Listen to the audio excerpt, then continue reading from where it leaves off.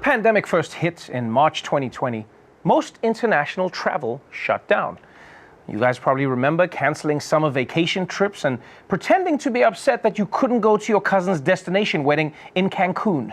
Well, now that the vaccines are out, the world is slowly opening back up again, including, as of this morning, America. Yeah, that's right.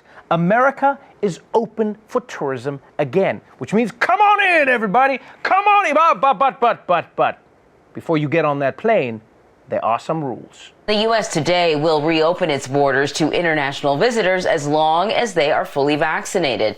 People from more than 30 countries will be allowed to travel to the U.S. as long as they show proof of vaccination and a recent negative COVID test. Coronavirus restrictions have kept the crossings closed for nearly 20 months. Exceptions include travelers under the age of 18 and those from countries with low vaccination availability. Wow. That's a boatload of countries. What is it, like a list of 50? Like, okay, maybe it's just me, but this is a little confusing. They're saying the virus is so deadly, you can't come to America unless you're vaccinated. But also, if you don't have the vaccine, no biggie. I mean, the policy's a little all over the place, no? It's almost like Dr. Fauci and Nicki Minaj worked together on a group project. I mean, the only other time you see this logic is from a bouncer at a nightclub. You know? They'd be like, hey, we got no room. Come on, guys, we're totally full, man. Totally full. Back up, no room. Hey, yeah, come on in, ladies, come on in. Yeah, come on in. Good to see you, girl. Yeah, you're looking good. Yeah, come on. Hey, man, what'd I tell you? No room. It's a fire hazard, B. And let's be honest, people, this travel rule seems to be more about feelings than actual public health, right? Because clearly the Biden administration is trying to balance public safety with not looking like you're banning shithole countries. Because now you're in a conundrum. Do you let unvaccinated people into the US, even though that's more of a risk, or do you look racist? Either way, it's a problem that could have been averted if America had shared its vaccines instead of having 6 vaccines for every man, woman, and emotional support animal. I'm just saying. Oh, and one person who definitely doesn't have the vaccine is the quarterback of the Green Bay Packers, Aaron Rodgers. Last week, Rodgers came down with COVID, which is how everyone learned that he wasn't vaccinated. Yeah, and apparently Rodgers tried some homeopathic treatment instead of getting the vaccine. And that took a lot of people by surprise because back in the preseason, he said this. Are you vaccinated, and what's your stance on vaccinations? Yeah, I've been immunized. Yeah, I've been immunized. Not vaccinated, immunized. That was a pretty slippery answer looking back at it. This is like your girl asking if you're wearing a condom. You put on a bike helmet and you're like, yeah, I'm wearing protection. And after this news broke, everyone wanted to know why. Why did Aaron Rodgers refuse to get vaccinated and hide it from everyone? And on Friday, he went on a podcast to give his side of the story. I'm not, some sort of anti-vax flat earther. I am somebody who's a critical thinker. You guys know me. I march to the beat of my own drum.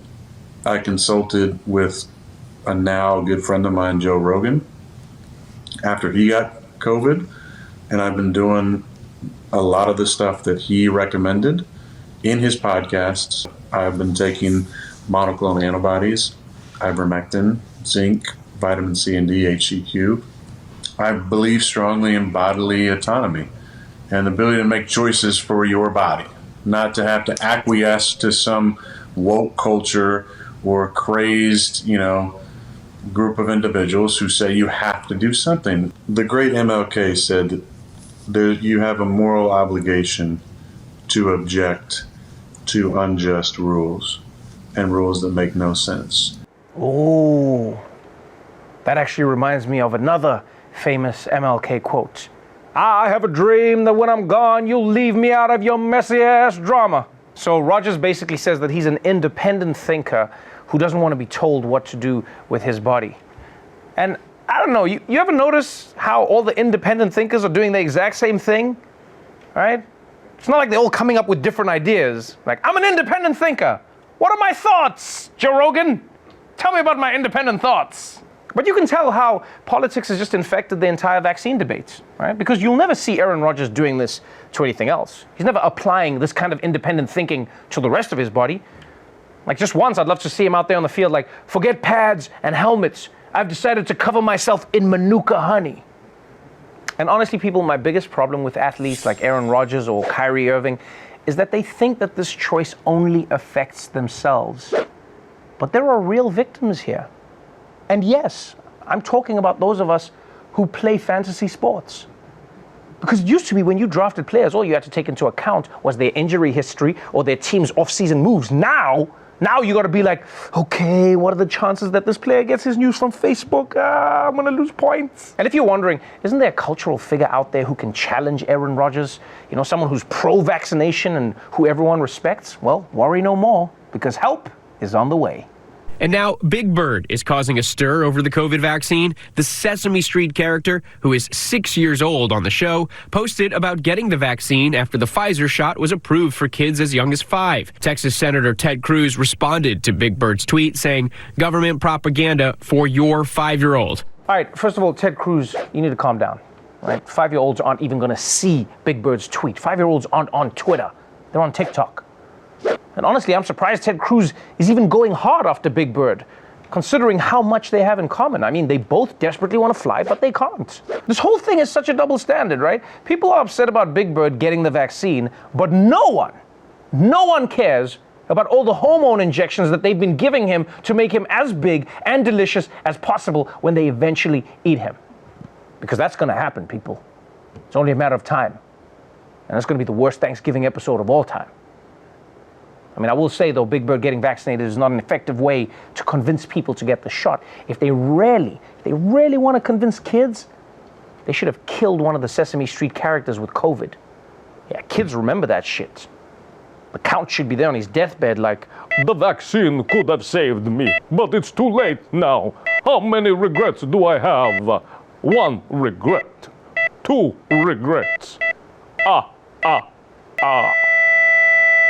Yeah, your kid will remember that shit forever. Christmas. It's the reason you let the fat man from the mall break into your house. Every year, people complain about it coming earlier and earlier. But this year, someone is doing something about it, finally. Someone posted a photo of a sign from a Texas bar. It says in all caps, Mariah Carey's All I Want for Christmas Is You will be skipped if played before December 1st on the jukebox. After December 1st, the song is only allowed 1 time per night. I don't hate Mariah Carey and I don't hate Christmas. But the general manager of Stone Lee P says customers play Mariah's mega hit too often and too soon before Christmas. One person tweeted, "Is this the war on Christmas I've heard about?" The star responded with a photo of herself in body armor, ready for battle. Yeah, you better believe she's ready for battle. This song gets her a new mansion every year. You better back the off. And people shouldn't blame Mariah Carey that her song is so popular. Really, what we should be pissed off at is all the classic Christmas songs for being so trash. That's why everyone has to play Mariah Carey all the time. Like, deck the halls with boughs of holly. What is that? It's not a carol. Those are just instructions. And what about I saw mommy kissing Santa Claus? That kid is watching his parents' marriage fall apart. And that's supposed to put me in the holiday spirit? And don't forget Silent Night. You know how hard it is to have sex to that song? Like, I mean, I've done it, but it's work. This is trash. Yeah, you don't want to mess with American pop star fan bases, by the way. People go pretty crazy at that stuff. Yeah. Like, one time I forgot to put the apostrophe on Beyonce's name, and the Bayhive came on my Instagram hard. They just kept coming, man. Like, they're not like your fans. You know what I mean? Your fans are like pussies. Like, I can talk shit about you all day, no one ever comes after me.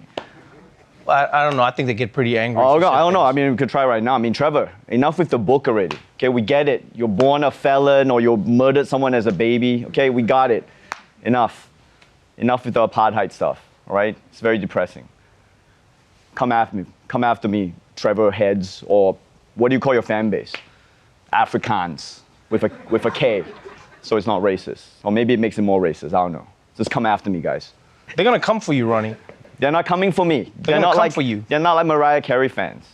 I hope my fans are. They're gonna come for you. No, they don't care. And they're gonna make you regret what you said, and they're gonna ask you to apologize. Come at me, guys. I'm right here. At Ronnie Chang. All right, let's move on from the war against Mariah Carey to the war against COVID. Governments around the world are using every tool at their disposal to convince holdouts to get vaccinated. They're offering them money, they're laying down mandates, they're threatening to ban them from the NFL Hall of Fame, and now Singapore has decided to hit the unvaccinated where it hurts most, their wallets. One country will no longer foot the bill for unvaccinated patients. Singapore says anyone who is unvaccinated by choice will not get free COVID treatment. Right now, the government is paying for treatment for any resident who is sick with COVID. 85% of eligible people in Singapore are fully vaccinated. The governor says people who don't want to be vaccinated make up the bulk of new cases and hospitalizations. Ooh, Singapore isn't messing around. In America, if you say you don't want the vaccine, the government is like, please take the vaccine, please, we'll give you money. Singapore's like, okay, it's gonna be like that. Oh, well, you best bring your checkbook to the hospital then, because those ventilators are by the hour, bitch. They really don't mess around in Singapore, man. Don't forget, this is the same country that'll cane your ass just for littering. They're like the parents down the block that actually do the shit that you threaten your kids with. You're just like, don't make me count to 3. Then you look out the window and Singapore is stuffing their kid into a cannon. I told you the toilet roll goes over, not under. And look, I understand the argument here. Why shouldn't you have to pay for your preventable health problems? I mean, would it be fair for you to pay the same rates as the guys from Jackass? Most people don't have to be treated for being rolled down a mountain in a porta potty. It's not fair. But at the same time, though, it is a slippery slope, because using that logic, should alcoholics pay for their own liver transplant? Should overweight people pay for their heart medication? Should New York Jets fans have to pay for their own antidepressants? Where do you draw the line? It's a sticky situation. Yeah, but in Singapore, Trevor, I don't think people realize Singapore is saying that if you don't take the COVID vaccine, you have to pay for your COVID treatment, which is a huge deal in Singapore, because Singapore essentially has universal health care. So for them to come out and say, you are going to pay for your own stuff, if you don't take the COVID vaccine, we're going to treat you like an American. That's huge. That's a punishment in Singapore? In Singapore, being treated like an American in the healthcare system is the biggest punishment you could give someone. Damn. So you're going to have to worry about your co-pays, you're going to have to look at your disbursements, you have to call Blue Cross, Blue Shield, you have to find someone in network. In Singapore, the healthcare system just works. Like, we never, I can't explain this in 5 seconds, so no one's gonna care, but essentially it takes like free market principles and socialist principles and combines them together. All they care about is efficiency in Singapore. They don't politicize solutions, which is why it's so weird in America, where I've never even heard the word socialism until I got here. I mean, we just care about inputs versus outputs. You know what I mean? I hear you. I was in Singapore, and that explains a lot of like everything there. Yeah. It's just extremely efficient. Yeah. What is the best thing, and then they just do it. Yeah. We don't care about labeling stuff. We're not about labels. Just go for it. But then that's weird, because like you've spent a lot of time living in Singapore, and you label me all the time. Yeah, but in America. That's why I came here for, to label things and people. Oh. So in Singapore, you'd be nicer to me? Oh, 100%, yeah. We couldn't even do this show in Singapore. We'd be arrested immediately. Singapore, you'll live forever, but you'll have way less fun. Okay. Yeah. All right, well, before we move to Singapore, let's move to Washington, D.C. It's like Washington Marvel, but not as good. Over the weekend, after months of fighting between liberal and moderate Democrats, the House finally passed America's biggest infrastructure bill in decades. It's going to do things like repair America's crumbling bridges, fix America's crumbling roads, and vacuum up the mess from America's crumbling Nature Valley granola bars. Who makes those things? Why do they never stick together? It's like you don't have any anyway. And even though this bill was mostly passed along party lines, it wouldn't have gotten through if 13 Republicans hadn't voted for it too, which a lot of their fellow Republicans are now really pissed about. In fact, Donald Trump said the Republicans who voted to fix America's infrastructure should be ashamed of themselves. And Marjorie Taylor Greene, she called them traitors who are helping the communist takeover of America. Which I know sounds crazy, but think about it. How are Soviet tanks going to invade America over the newly refurbished roads and bridges? That's why you got to keep your infrastructure broken. It's called Homeland Security, people. But for some Republicans who helped to pass the infrastructure bill, those comments from Trump and Greene were actually the nicer ones. One member of Congress says he's been harassed for actually trying to deliver for folks back home. Congressman Fred Upton was one of just 13 Republicans to vote for the president's infrastructure bill last week. Partly thanks to Upton's vote, more than $10 billion will head to Michigan to help fix those lead pipes, along with bridges and roads. Despite that, one of Upton's constituents left him this voicemail. Traitor. That's what you are. You're a piece of traitor. I hope you die. I hope everybody in your family dies. You piece of trash, mother. Voted for dumb ass. You're stupider than he is. He can't even complete a sentence. You dumb mother. Traitor, piece of mother. Piece of trash. Hope you die. Hope your family dies. Hope everybody in your staff dies. You piece of traitor. And they say political discourse is dead. You know, I know this is terrible, but if you look at the bright side, he's just saying things that are eventually going to happen. We are all going to die. All our families are going to die. So on a long enough timeline, he's just stating facts. At the same time, though, I will admit this is really disturbing, because what kind of person leaves voicemails anymore? Yo, that shit is creepy. Just write that shit on Insta comments like a normal person. What's amazing to me about this situation is that this partisan anger, it's happening over an infrastructure bill, people. Infrastructure. I mean, I would get it if the new roads they were building all led to an abortion clinic, or if they were adding special carpool lanes that were just for non-binary people, but it's just fixing things for everybody. So I don't get the anger. I mean, this dude was so furious by the end of it, he was running out of people to threaten. I hope your family dies and your staff dies and your friends from college and the guy at Starbucks who knows your order, I hope he dies. I hope my family dies and you feel guilty about it. God damn it. You know, sadly, this is the climate that public officials have to deal with these days. Congress members are receiving so many threats that now they're just going to have to change their call menu. Yeah, it's going to be like, to ask a question, press 1. For office hours and address, press 2. To tell your representative to go themselves out of their ass, press 3. Trevor, I think you're misunderstanding here. That guy was just speaking American. He was just saying, I wish you would read the details of the bill, because we believe that the state should decide where the funding should go instead of the federal government. I'll speak American to you right now. Okay. You, your family, I hope you die, I hope they die. What I was really saying in American is, can you come over for Thanksgiving? I'd really love to have you. Wow. Am I invited to Thanksgiving? Yeah, of course. You, yeah. Okay, cool. Yeah.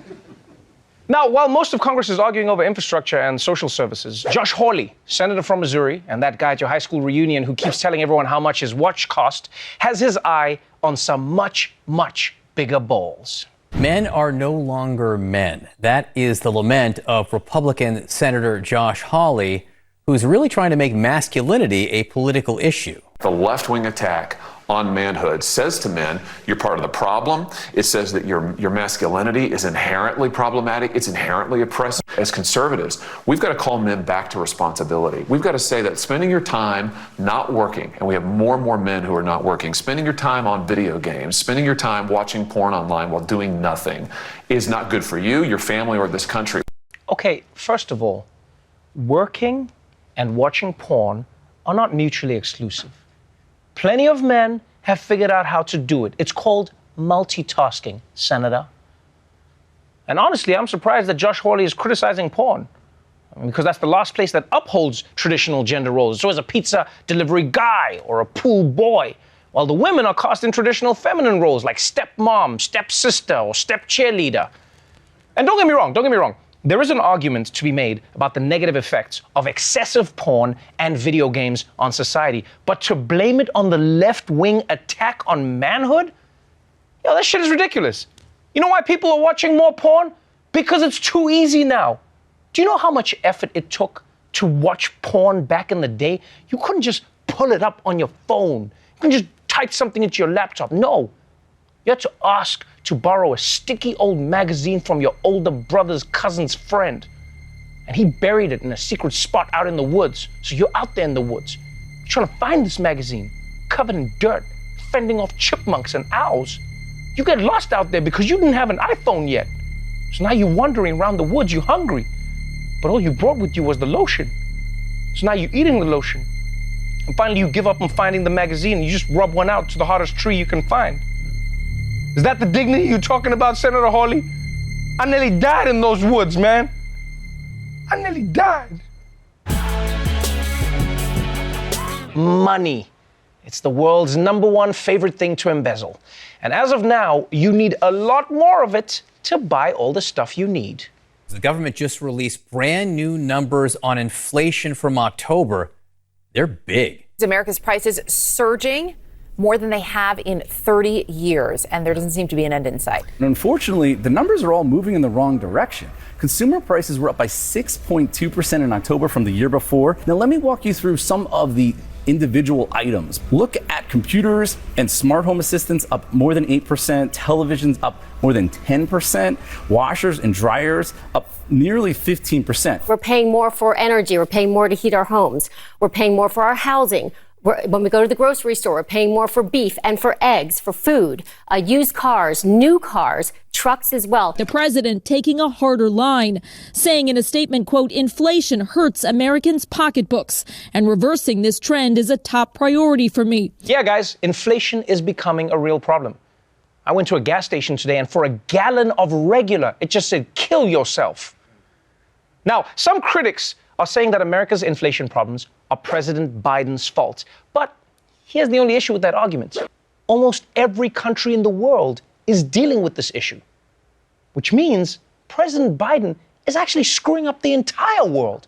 But whether his policies have contributed to inflation or it was always going to happen when society emerged from the pandemic, this is a big danger to Biden politically, because inflation is one of the economic concepts that normal people actually care about. Like, let's be honest, the debt ceiling, the Federal Reserve, derivatives, that's all just shit we pretend to understand. Oh yeah, the debt ceiling, the debt ceiling. But when you hear inflation is rising, you know it means you're about to be a broke bitch.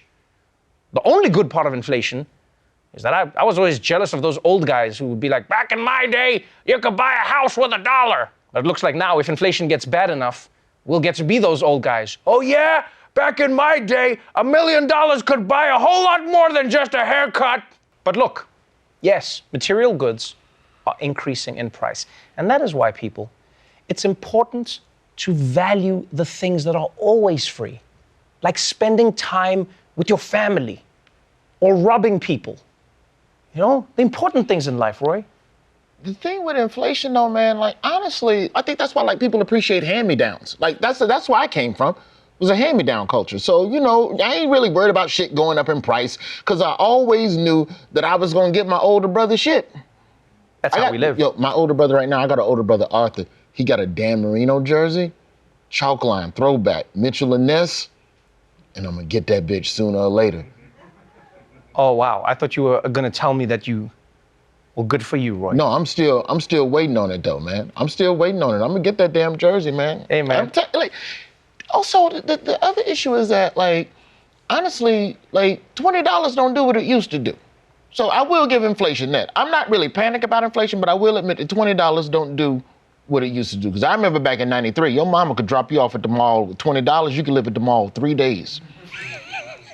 And you come back to the house with $6 change. Like, that was a good time. With $20, you could get a Belle Biv DeVoe ticket, you could get a Flintstone push-up, you could get your 2 pairs of Jordans, you could get your Muggsy Bogues t-shirt, and still have money to go see Boys in the Hood at the Midfield 6 Cinema right there in Birmingham. You've got a fantastic memory. Oh, yeah. All right, well, let's move on to another big story rippling through Washington. The relationship between Democrats and Republicans in Congress isn't in a great place right now. We all know this, right? Which I guess is what happens when one side nearly gets the other side killed by a Viking. But now, a Republican from Arizona has sent out a tweet, and something tells me it's not going to make things better. Republican Congressman Paul GOSAR of Arizona under fire for posting a photoshopped anime video depicting him attacking and killing Democratic Congresswoman Alexandria Ocasio-Cortez. The video also depicts GOSAR's character attacking President Biden. House Speaker Nancy Pelosi is calling for the House Ethics Committee and law enforcement to investigate the video. GOSAR says, in part, the cartoon depicts the symbolic nature of a battle between lawful and unlawful policies, and in no way intended to be a targeted attack against Representative Cortez or Mr. Biden. It is a symbolic cartoon. It is not real life. Congressman GOSAR cannot fly. Man, get the out of here. It's symbolic. You see, when I put AOC's head on the cartoon, that represents AOC. It's got layers. Just admit you posted the thing for a laugh. Because, look, I'll be honest with you guys. I know we're all supposed to put on our concerned faces and wag our finger at him for threatening violence, but I don't know about you. It is hard to watch that cartoon and see it as a real threat. I mean, forget flying. Look at this dude. Does he look like he could pick up 2 swords at once? It's clearly a fantasy. On the other hand, though, it's harder to believe that GOSAR didn't intend a targeted attack when he supported a targeted attack on January 6th. Like, here's the thing. You can do memes, or you can plot an insurrection. You can't do both. You gotta pick. And I know it's just a cartoon, but let's not pretend that cartoons can't also influence people. Because the Teenage Mutant Ninja Turtles, they made it sound really cool to live in a sewer, but let me tell you, the pizza you find down there is terrible. I mean, it's not as bad as Papa John's, but still, you don't want to eat it. The bigger issue with that story, bro, is that dude is a dentist. I don't want my dentist making videos. Go learn some teeth shit and make sure that my mouth's straight. That's why these politicians need to just start fighting, man. Like, I was watching a hockey match. They just start fighting at the beginning. Like, there's days in hockey where they just go, you know we fighting today. Yeah, and then they fight. There will be no hockey until we fight. And then they fight. And then they get on with their business. And that's what they need to do. They need to square it, man. I'm going to be with you in a second. I'm trying to order these last couple bits of groceries. These prices starting to go up. Wait, what do you mean? Because of inflation? I guess so. It wasn't as cheap as it was this morning. I guess, like, when you think about it, I guess the gas prices do have a way of, like, kind of trickling down a little bit. Because, like, if gas goes up, then the truck that delivers the goods needs more gas. So the goods on the truck cost more, which means that everything on the truck costs more. So that's food. And that's like, it's no different with the shutdown. When the toilet tissue, everybody's buying all the toilet tissue.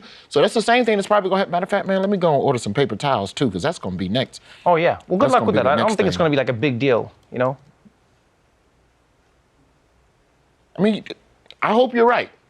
I don't stress. I hope you're right. Order a few, but you'll see. Yeah, they might go up, but it's not that bad. Now, Congressman GOSAR isn't the only person in the news who might be regretting what they posted on social media, because there's another story out of Instagram that people are talking about, and it has to do with pet photos. Right? We all know that people love posting photos of their pets to Instagram. It's a great way to tell the world, you know how there are millions of identical corgis out there? Well, I own one of them. But one account on Instagram recently gave people even more reasons to post their pet photos, and it did not end well. What started as a social media promise from a business just spins out of control. It's a social media campaign that was launched a little bit over a week ago, an Instagram appeal that basically called on people to post a picture of their pet, and if they did so, well, a tree would supposedly be planted. Now, many did answer the call, as you say, more than 4 million people posting a pet in the last 7 or 8 days. The creator of the post admitted to deleting it after 10 minutes because he did not have the resources to plant that many trees. Ah, man. I actually feel bad for this guy. I mean, we've all been in a position where you try to do something nice and then you overextend yourself, you know?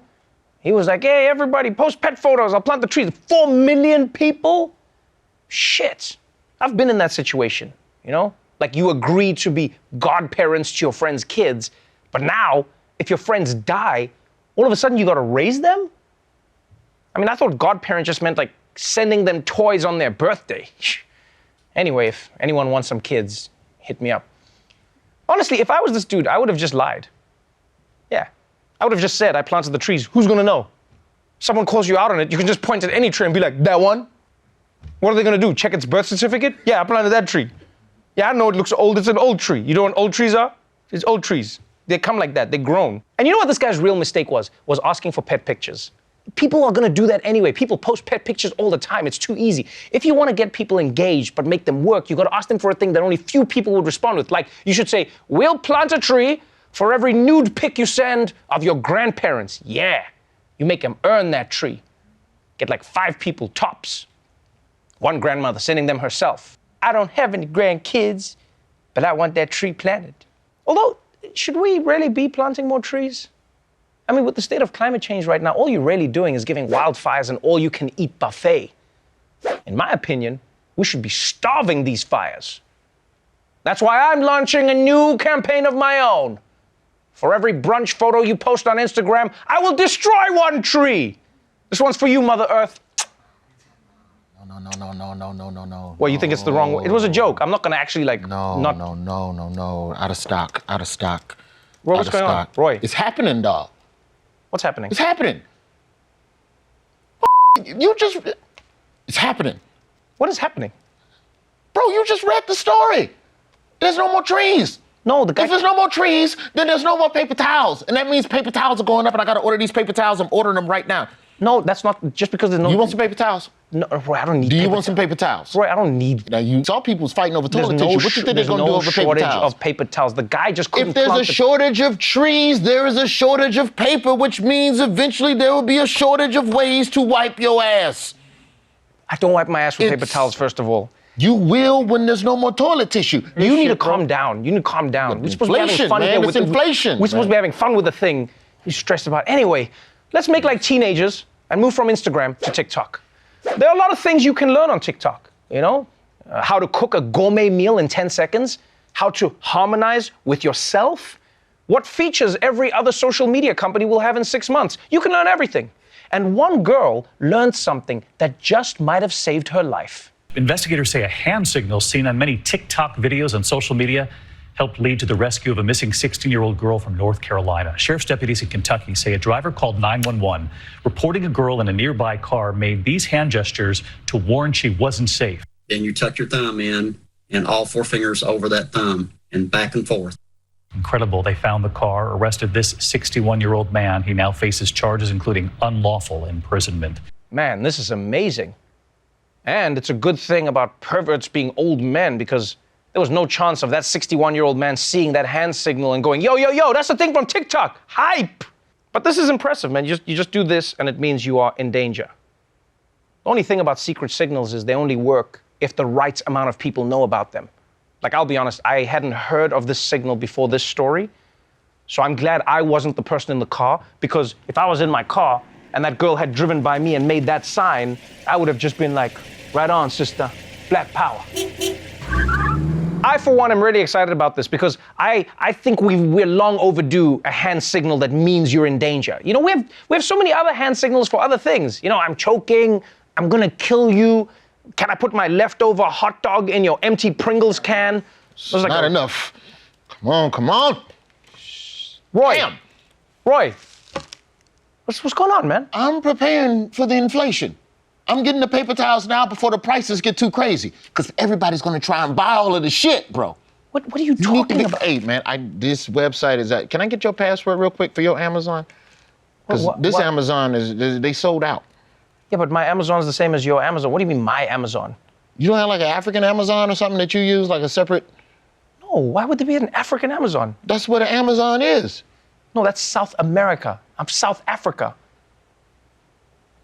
That's my bad. You gonna give me your password or not, though? No, I'm not gonna give, Roy, you don't need, dude, we're doing the jokes. You stressing, look how much paper towels you got. This is not enough. Bro, inflation is all around us. I've been thinking about this, man. I've been thinking everything is expanding. It's not just the price of gas and milk and food. Everything's expanding. Tweets are longer, movies are longer. This show is 45 minutes.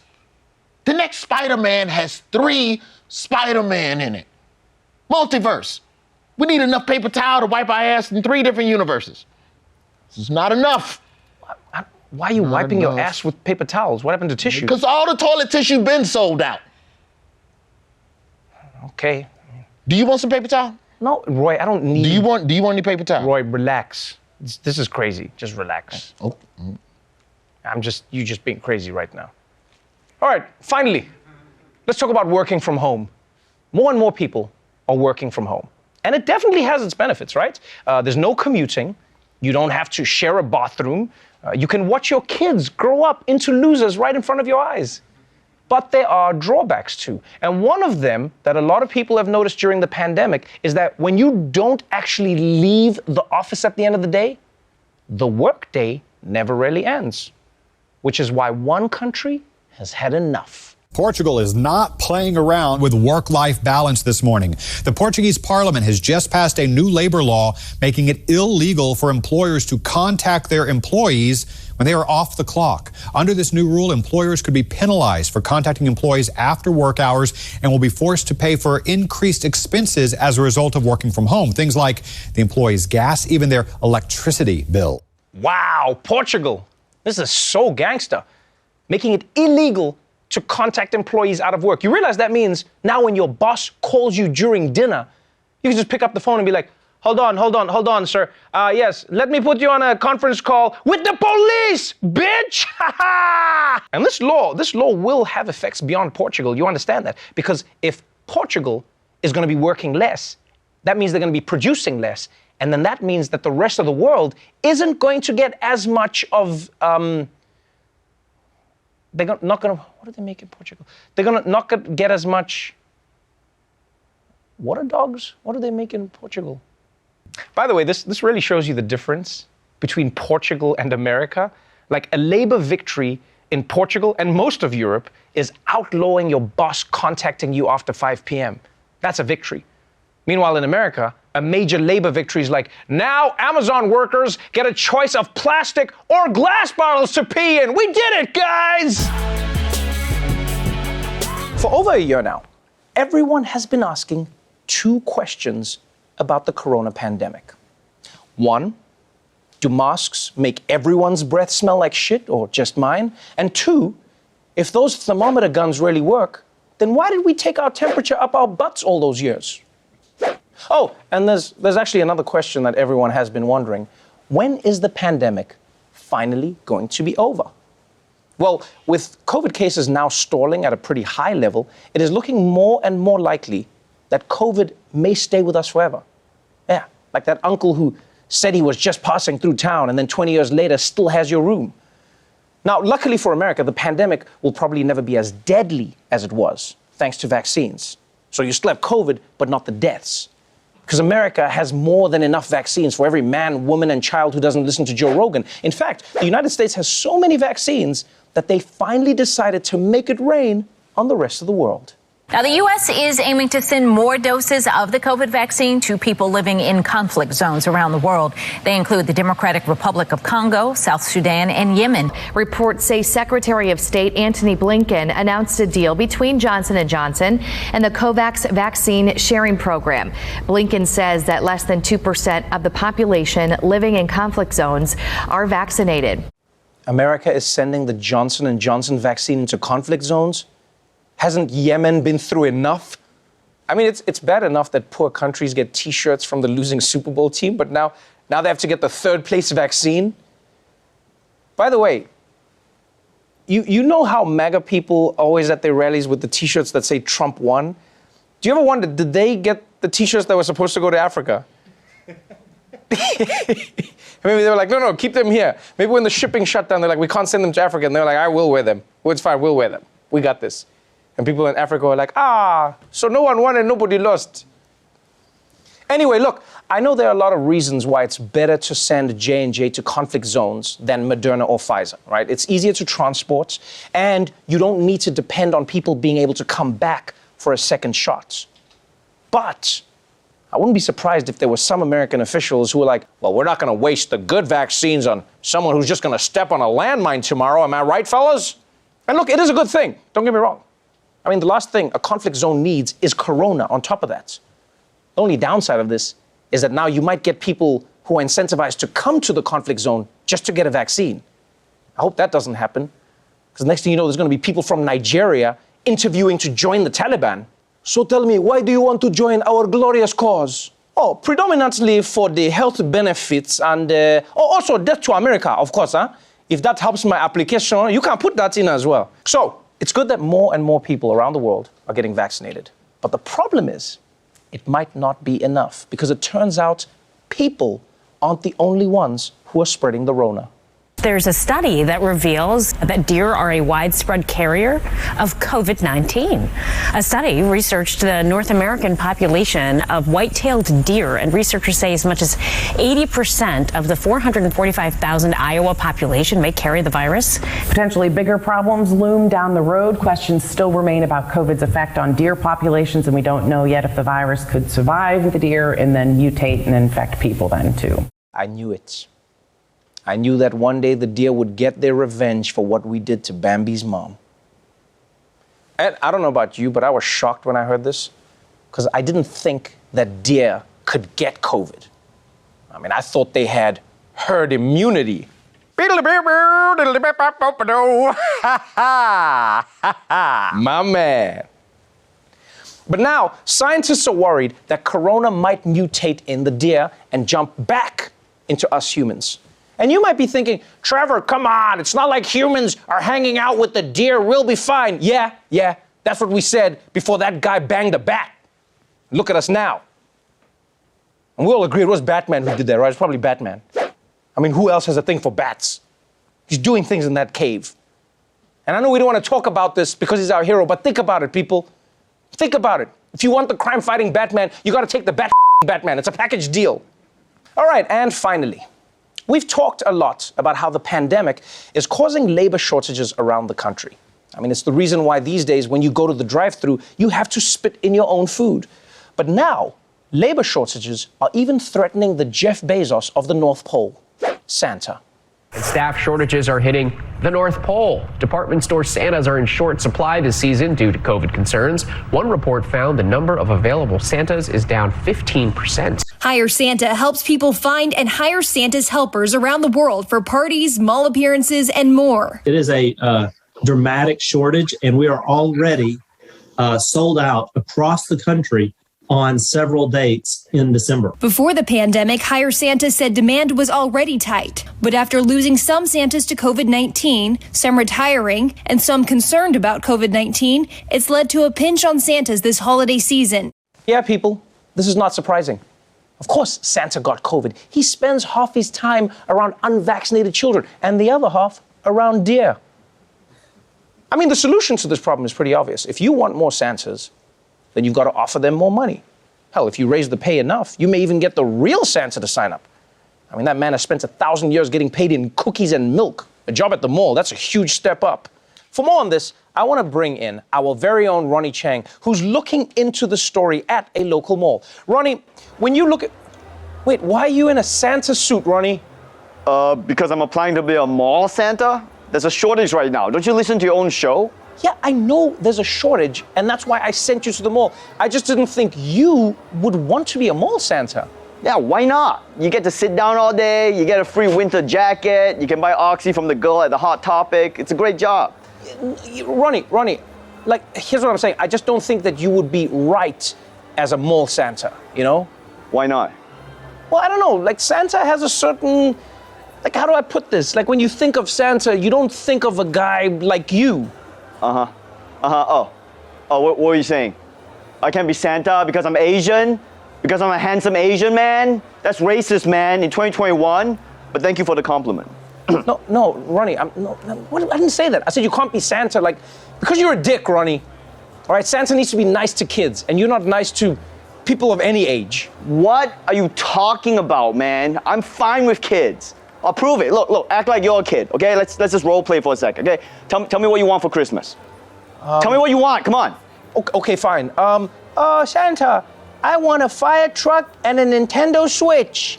Man, you kid. I don't even have a Nintendo Switch. Ask your parents, they're the ones getting you all the shit. You see, Ronnie, this is the shit I'm talking about.